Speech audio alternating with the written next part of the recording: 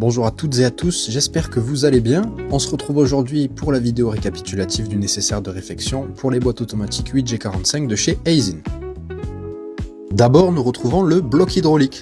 Donc pièce maîtresse de la boîte automatique, quand ce dernier est en défaut, vous allez soit ressentir des à-coups au niveau des passages des rapports, soit les rapports qui ne passent plus du tout.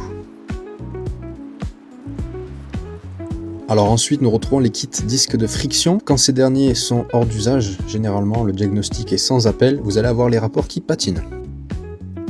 Vous retrouverez aussi les disques métalliques que nous proposons à la vente sous forme de kit. Si vos disques de friction sont abîmés, nous vous conseillons vivement de changer les disques métalliques car ces derniers peuvent se déformer.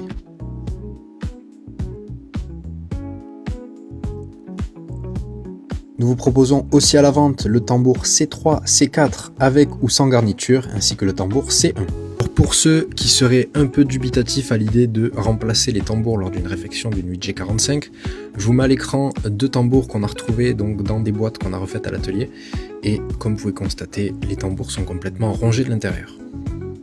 Alors n'oublions pas la pompe à huile, qui elle aussi a un rôle crucial dans le bon fonctionnement de la boîte automatique. Cette dernière n'est pas fournie avec le filtre.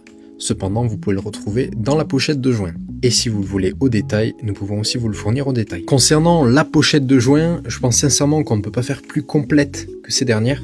Donc vous retrouverez un plan détaillé avec une vue éclatée de la boîte, avec l'emplacement de toutes les pièces ainsi que leurs fonctions. Pour ce qui est de l'huile, nous proposons la gamme officielle Aisin, à savoir l'ATF AW1 et l'ATF AW2. En parallèle, nous proposons aussi notre gamme d'huile spécialement conçue pour les boîtes automatiques Aisin, à savoir la Gearflow Oil ULV. Alors pour terminer, une pièce qui peut sembler anodine mais qui a toute son importance lors d'une réparation, à savoir le refroidisseur d'huile. Donc nous vous les proposons à la vente, donc si vous avez un doute, n'hésitez surtout pas à le changer. On arrive à la fin de cette vidéo, j'espère qu'elle vous aura plu. Si vous avez des questions, n'hésitez pas à les poser dans les commentaires et moi je vous retrouve dans une prochaine vidéo.